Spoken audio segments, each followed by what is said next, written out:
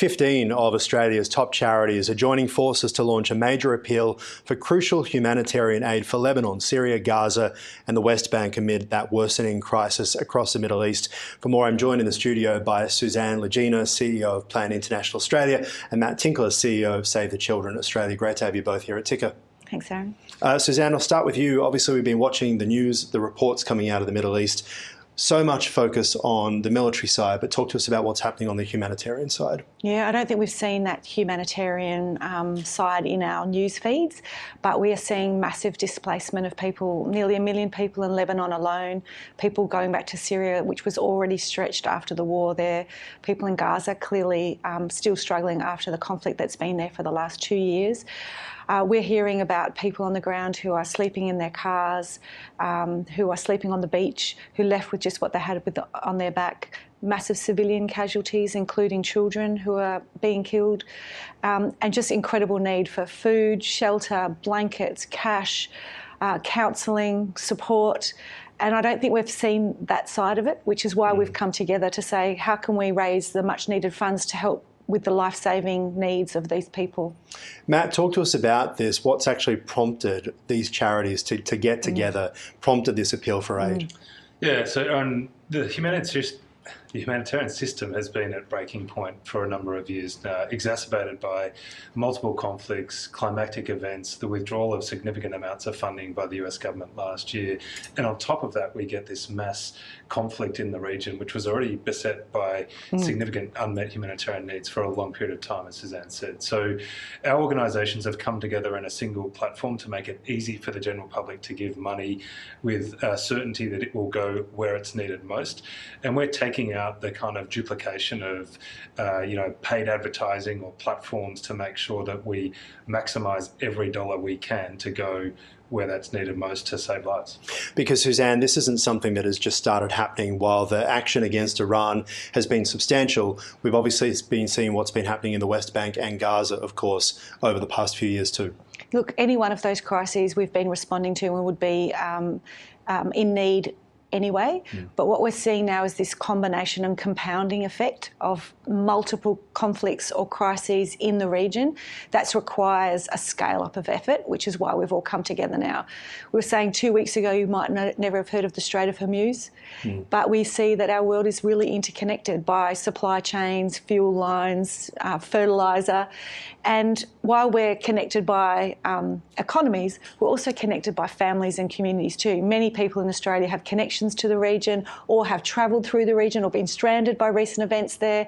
And so it's an opportunity, I guess, to raise with the Australian people the need for humanitarian support at this time. And on this scale as well, now that it's heading towards Lebanon, now that we're even seeing rockets heading towards Turkey, as you mentioned, the people who are stranded across the UAE trying to get home, even to places like Australia. Matt, talk to us about the sorts of organisations that are now involved in the Emergency Action Alliance. Yeah, so what you have here is 15 of the most well-known and trusted humanitarian organisations based in Australia, but with deep operational capability and histories in this part of the world. So responding to humanitarian crisis is our core business. We are accredited to the Australian government. We comply with the most stringent of standards. We have teams who have been operating in these contexts for many years. That enables us to make sure aid can hit the ground quickly and assure the children and families who need the support most that support will get to them just in time. Susanne, we obviously don't know exact numbers, but give us an insight into just how many people may be affected here and need assistance at the moment. Well, we know in Lebanon, for example, that 1 million people are displaced. They left in their car overnight with whatever they had on their back. They are staying in their cars, on beaches. They're commandeering schools, so school is disrupted. There are reports today that women are giving birth outside of hospitals. It's a massive scale, and I don't think any of us had pre-warning of this particular conflict and how it would play out. And so what you're seeing is people returning to Syria who are anxious, people out of work who are worried about how to stay safe. So the scale is enormous. We know that there are millions of people in great need.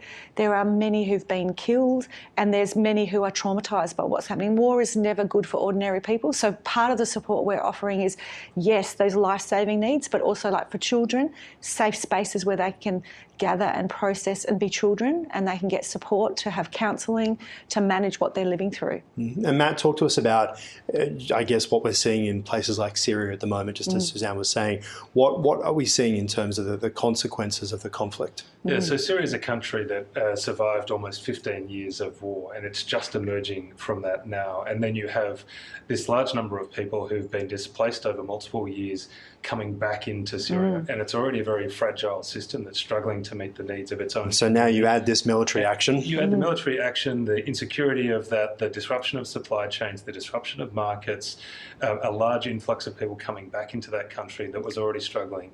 And you can imagine how hard it is for the government of Syria to respond to those needs. And that's why they need additional support from humanitarian agencies like Plan or Save the Children. Now, obviously, during the war in Gaza, we saw a lot of humanitarian aid not able to get in for various reasons. And right now, this is a war zone, but I'd imagine it isn't a war zone in every part, that there are still people who are struggling in towns or cities where aid could still get to. Susanne, what sort of resources at the moment would you say are crucial or critical? Yeah, so we need food, shelter, water, medical aid, support for children, as I've said. What we can do with this mechanism, though, is we can ensure that the money goes to where it can be spent almost immediately. So we will put it to where it can be most utilised, where it's most needed, and where we can have effect almost immediately. Matt, talk to us about, you spoke about the experience that charities have had in Australia, but is this unprecedented to have 15 charities come together? And what happens in terms of the role that Australian charities can play on the global stage? Yeah, we have seen, I think, in crises in the past that you'll have a scenario where multiple organisations will be appealing to the general public for money to support the needs of their organisation on the ground in the context. And this is an unprecedented step for these organisations to come together in a single platform, consolidate our support, maximise our efficiencies, and make sure that every dollar we raise can go where it's needed most. It also allows us to program across the full spectrum of needs. You have organisations that are faith-based, that are rights-based, that focus on gender, that focus on children, that focus on education and water and sanitation. So we can ensure the general public in that sense that whatever the needs of the community in the Middle East are, our organisations are there collectively and can respond. And talk to us, Susanne, about how the funds will actually be used here as well. Yeah, so what we do with the Emergency Action Alliance is we collect the funds and then we distribute through the 15 based on what they're able to deliver.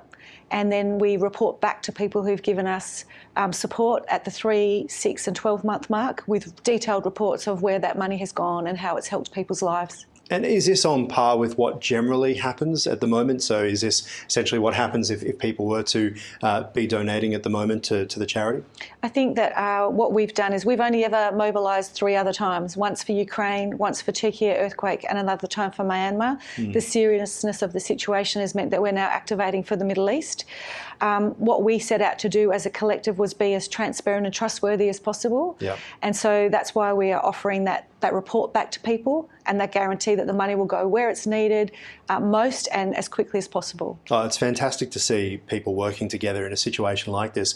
And the fact that you're mentioning what happened in Ukraine there, which feels like it's another crisis that we've almost forgotten about in the midst of this new one. And Matt, what did we learn from working together during a period like that? Why did it work? Yeah, well, what we learn is that together we can achieve more than we can individually or alone, that collectively we're a powerful force. We can mobilise a lot of goodwill from the Australian public in this context, and we can deliver an extraordinary amount of humanitarian relief in a coordinated fashion, supporting the full spectrum of needs for a population in a crisis like Ukraine.